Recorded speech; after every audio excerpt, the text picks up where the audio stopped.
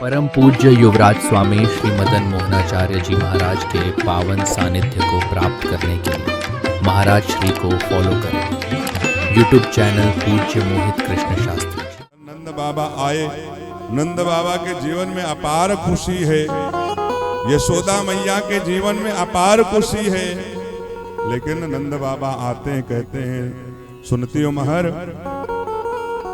रोहिणी बहुत दुखी है, बहुत दुखी है। एक तो इनके पति संकट में है, और जिस पत्नी का पति संकट में हो, बाहर हो कहीं, तो बोले उस पत्नी को ज्यादा घूमना नहीं चाहिए, श्रृंगार नहीं करना चाहिए, किसी के साथ घूमना नहीं चाहिए, ज्यादा श्रृंगार नहीं करना चाहिए, ज्यादा हास प्रयास नहीं करना चाहिए। बोले एक तो पति संकट में है, लेकिन इनके यहाँ एक बेटा भी हुआ है, 1 साल हो गया है, अपनी आंखें नहीं खोला। भागवत जी में ऐसा वर्णन नहीं आता है, लेकिन श्री डोगरे जी महाराज लिखते हैं कि रोहिणी जी के यहाँ जो पुत्र हुआ था, तो लोग बोलने लगे कि रोहिणी का बेटा अंधा पैदा हुआ, अंधा पैदा हुआ, अंधा पैदा हुआ है। नंद बाबा जाते हैं बुलाने के लिए, और जाकर के जब बुलाने गए तब बोले रोहिणी मैया तो श्रृंगार किए बिना ही चल देते हैं, अपने लाला को पीठ में बांधा और चल देते हैं, क्योंकि लोग बोलते थे कि रोहिणी का पुत्र अंधा है, अंधा है। इधर यशोदा मैया ने कन्हैया को पलने में झुला दिया, लिटा दिया है, और रोहिणी मैया भी अपने लाला को लाती हैं और बोले बगल में एक पलना रखते उसमें लिटा देती हैं।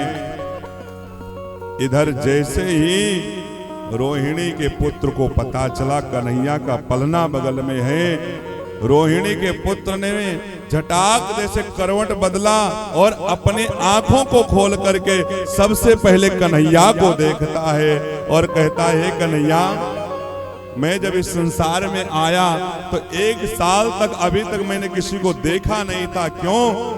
क्योंकि हे कन्हैया मेरा संकल्प था, मेरी जिद थी कि जब तक इन आंखों से सबसे पहले तुझे नहीं देख लूंगा तब तक मैं संसार को देखूंगा नहीं। इसके लिए लोग भले हमको अंधा बोले, कुछ भी बोले, हमको कोई फर्क नहीं पड़ता है।